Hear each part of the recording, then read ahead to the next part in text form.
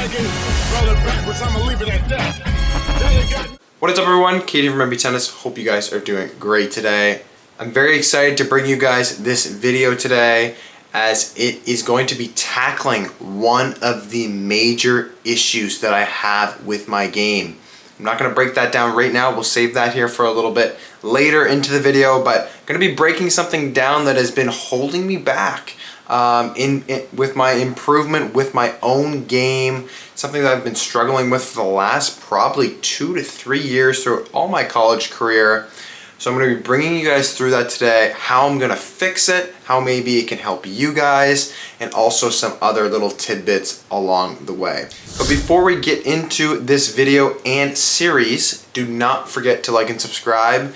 It's really going to help the channel get content out for you guys that is better. We are on our way to 10,000 subscribers, so it would really mean the world to the channel if you guys could subscribe. So with that, what is the problem that I currently face with my game?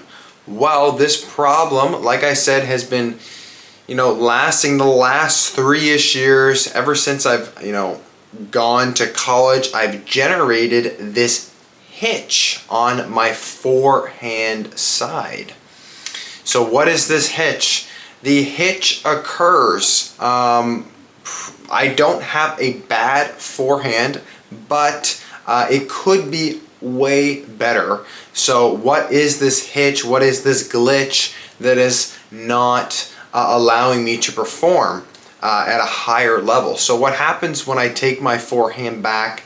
I honestly stay in the ready position too long, which leads to my issue, which is my impact point is way too far behind me. I do not hit the ball out in front of me like I should. Something very simple like this is something that we teach kids. What you guys should be doing as well is hitting the ball out in front of you. So having my racket in this position out in front for too long is messing with, number one, my impact point and where I hit the ball out in front, but also my prep, which is also something we're going to be really diving deep into today. So my prep is all of a sudden extremely rushed, which is not something we want to have. I also don't have great spacing when that happens because it's rushed. So this is causing a lot of hitches and glitches on my forehand, which ultimately leads to a lot of short balls, which is something we don't want to be giving our opponent at any level. And this is happening. I am getting better, so as I'm playing better players that can hit penetrating balls through the court, they tend to eat this shot up of mine. So I'm going to be taking you guys on the journey, like I said, of how I'm going to fix this issue. So I've just explained the issue. So how am I going to fix it? So the first main thing is I have 1 month to tackle this. I don't go back to school until mid-August, end of August, but there are some tournaments that I would like to perform at while I'm at home. So I really have about 1 month to tackle this issue. So the first thing that I must change is the way I prep my racket, because like I said, I'm staying in this position way too long when the ball is coming to me. So what's happening is the ball is coming towards me and I'm just sitting there, and when the ball bounces, which is way too late, then I begin my prep, which becomes rushed. I have a late prep, which leads to a late contact point, which leads to a short ball. So I have officially changed my forehand as of today to more of a hand-off takeaway. So a lot of pros are holding their hand on their racket, their left hand if they're a righty, pushing it back so they have the prep kind of like this, and then they swing. That's not really working for me, and I'm having some issues here, and I've tried some other things to maybe make that work, but I am going to kind of go Holger Rune meets Ivicevic meets My Tennis HQ Carew style on the forehand, which is kind of taking that hand off earlier, which for me, it will help create some, number one, some more space in between the racket and my body, But number two, I will be absolutely exaggerating the shit out of my prep, which is what we need, which will allow me to have a good impact point out in front. So like I said, if we look at somebody like Holger Rune, he does an excellent job at doing this. He smashes forehands. Evichveri has a very similar takeaway in prep. And also Carew has kind of changed his forehand as well in the last year or so. Ever since he kind of became on YouTube, he has made some changes with his forehand as well. So my change starts today. That's what we're doing. But there's also, two other things. Like, this is great now that I can change this stuff, but there's two things that are limiting me still from reaching this goal of making my forehand better. And number one, there's two things. Number one, I need to drill.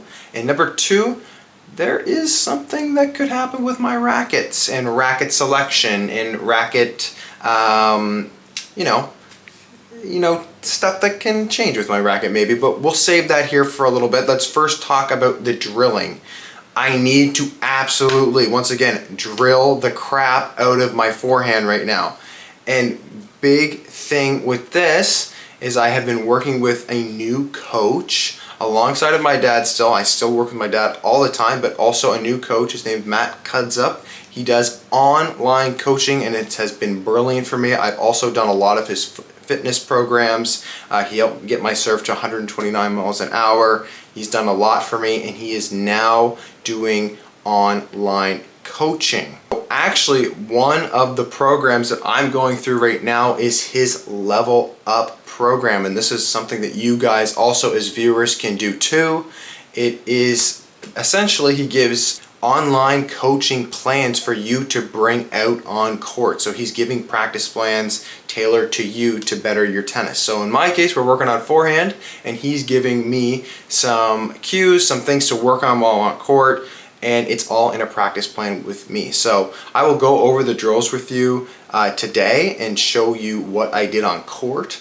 They can be done with somebody your own level. They can be done with somebody maybe not even close to your level. In my case, that's what happened today with my dad. It worked out extremely well. My dad's like, he's a great coach, but he's only about a 6 UTR. So like, it worked out great because a massive change for me with my forehand today. I need somebody of a kind of lower caliber right now compared to my level to start working on these kinds of things. Eventually, we'll build it up, get some other players on court, and I will be able to kind of further tackle this issue. So if you guys are interested in leveling up your tennis and doing some of the work that Matt Cudsup is providing me, we will leave some more details in the description along with a link to check all of that stuff out. So be sure to check that out. Once again, if you're looking for more fitness as well, Matt also does that stuff as well. He's been excellent for me. I will continue to use his services, and I really suggest that you guys check that out because he's doing a great job with his stuff. So before we get into all of the racket stuff, because I know people want to know about the racket stuff, we're going to talk about what drills I did today on court first.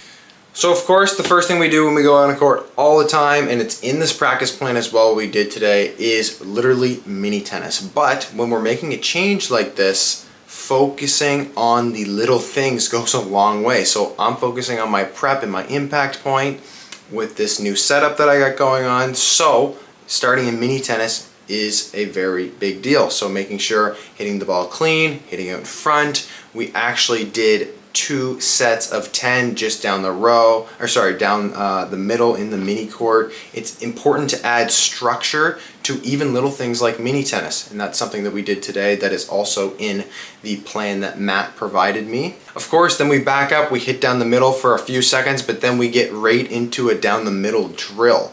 And this drill that we started doing is up and back, we call it.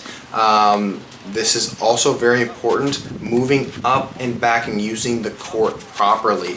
Identifying when I need to maybe back up, and then identifying when I need to step into the court. This is also something I used to struggle with and still do struggle with as a tennis player, and is even more crucial now that I'm changing something on my forehand side, that I'm moving properly to the ball and making the right decisions with footwork.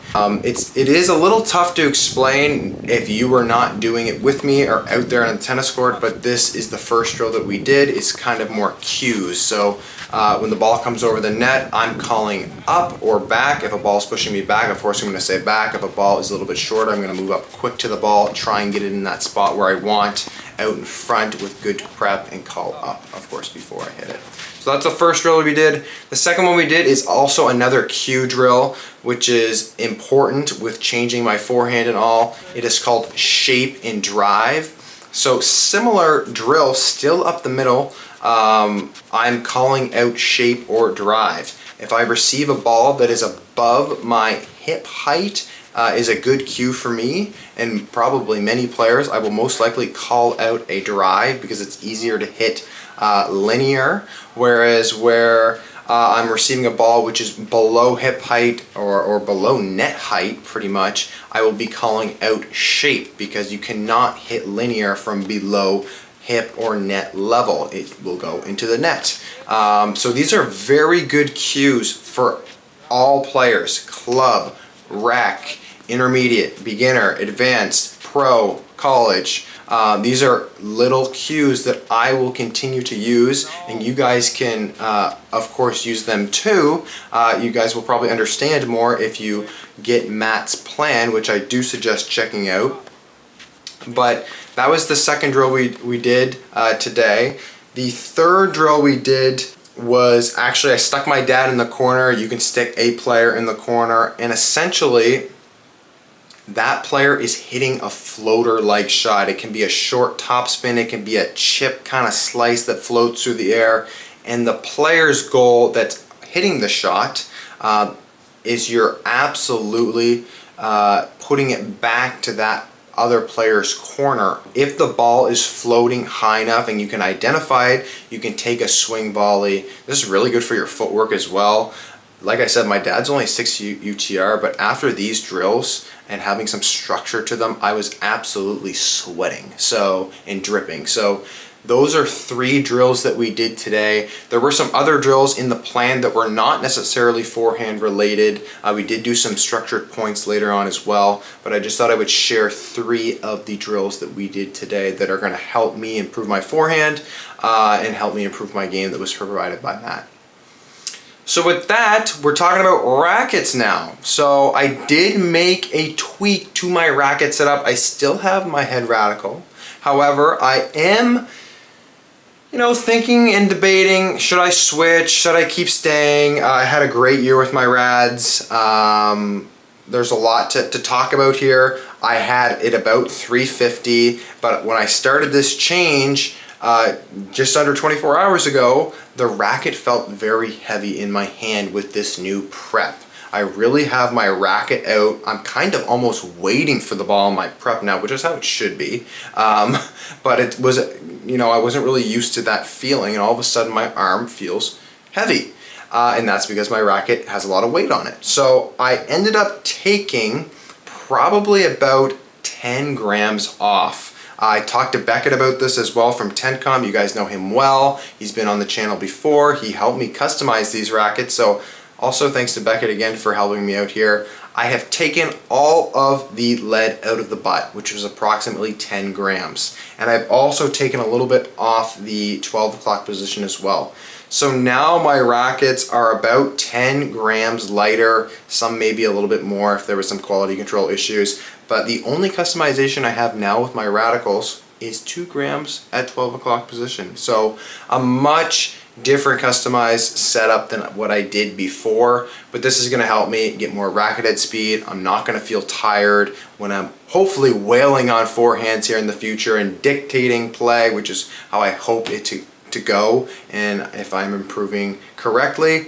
But that is the racket customization change I have made. However, keeping my eyes peeled, we're going to do some racket reviews here in the next little while. So if you guys think a better racket would work well for me, let me know in the comments. And I'm always interested to try those things, or strings or whatever. So yeah, anything that can help me with my forehand here, let me know in the comments what you guys think. But that's kind of it. There was a lot in that video. It's going to be a series. We're going to bring you guys through the practice plans, what we do here. It's time to spice it up on the channel, trying to show you guys what's really happening with my game, whether it's technical, tactical, gear, all that stuff. Really want to bring you guys through what's happening with me right now. So that is it for today. Thank you guys for watching. Be sure to check out Matt's stuff there. That is what I'm going through, all those things right now. He's been a huge help for me, and I think he can be a big help to you guys as well. So check him out. That's it for today. Don't forget to like and subscribe, and we'll catch you guys in the next video.